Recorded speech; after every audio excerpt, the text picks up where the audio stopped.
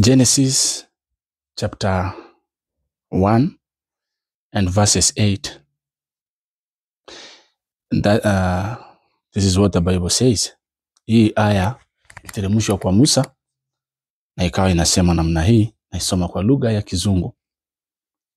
And God called the firmament heaven, and there was evening and there was morning, a second day. Sasa kitu cha kwanza unaona kwamba Mungu hakai kwa heaven. God does not live in heaven. Because this is the first time now God has given the heavens a name.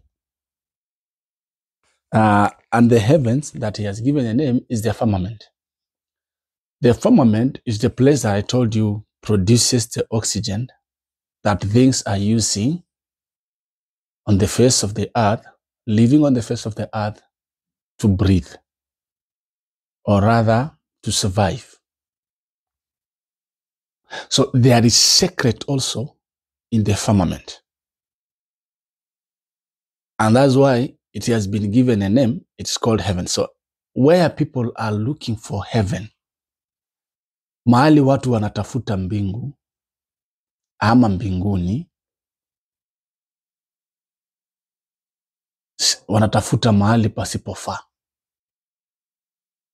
Wanatafuta mahali ambapo sipo. Kwa nini? Kwa ajili ya kukosa hekima na kukosa maarifa na kukosa ufahamu wa mambo haya. The Bible is totally clear. This is the second day that God, after he has separated the waters from above and the waters from the which are beneath the earth, this is where now he has put heaven in it. Hapa ndipo mahali ameweka mbingu. Kwa hivyo mbingu haiko juu. Heaven is within earth, is within the earth. Yaani iko ndani ya dunia. Mbingu iko ndani, iko hapa mahali tupo. Yaani tukitembea tunaipumua mbingu. Tunakula kama mbingu. We are surviving that way. Kuna watu walipata hii hekima, watu wa zamani.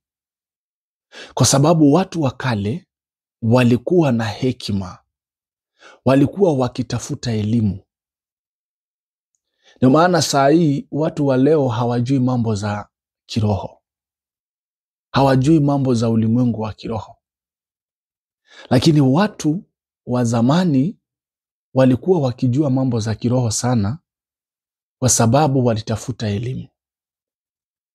Kila kitu ina elimu yake. Kila kitu ina ufahamu yake. Kila kitu ina siri yake. Kwa hivyo kuanzia leo, unapoinua macho yako na kutazama around yourself, kuangalia juu, kuangalia upande wa kulia, kutazama upande wa kushoto, tazama chini yako, ujue anga iliyo juu yako ndio inaitwa mbingu. Na sio hapo ndio Mungu anakaa. That is not where God lives. That is not where demons live. That is not where angels live. No.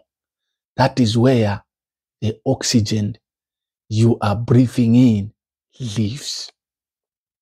That is the source of the oxygen that you are breathing through your nostrils. That is where the life of a tree comes from, begins. That is where the life of the food that you are eating is coming from. That is where the life of the things you see on earth comes from. What is the secret of this word now? Nikikufafanulia siri ya neno hili ni kwamba asikutishe mwanadamu yeyote kwa fedha zake, kwa sura yake, kwa maumbile yake, kwa mavazi yake, kwa mali aliyonayo. Kwa nini? Kwa sababu katika anga sisi sote twatoshana. Anga haina ubaguzi. Oxygen haina ubaguzi. Oksijeni haina ubaguzi. Sisi sote tunaipumua same, equal, kwa usawa. Amen. Kwa usawa kabisa. Haya,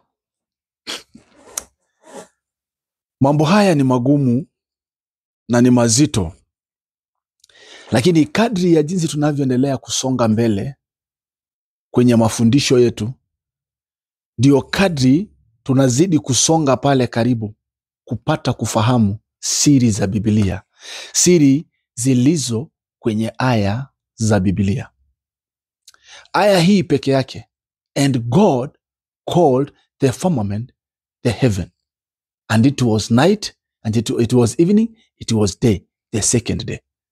Aya hiyo imebeba vitu vingi, imebeba siri nyingi mno, na imebeba uweza mingi. Kwa mfano, you can rebuke a demon by that word. Kupitia neno hilo tu, kumwambia, you demon, you are not permitted to operate on the firmament. You are not permitted to operate, to do your things on the firmament, because you are a demon. The firmament was made, and the purpose of the firmament is for man, because of the earth. The firmament has been mandated, imepatiwa kazi yake kwa ajili ya mwanadamu. Kwa hivyo unaambia demon, what are you doing on the territory which is not yours?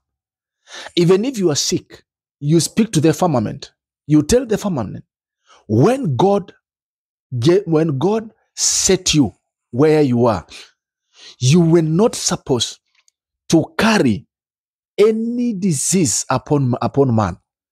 You are not supposed to support or to produce within you any kind of a disease against my flesh, against my bones, against me, within viungo vyangu vya ndani ama viungo vyangu vya nje.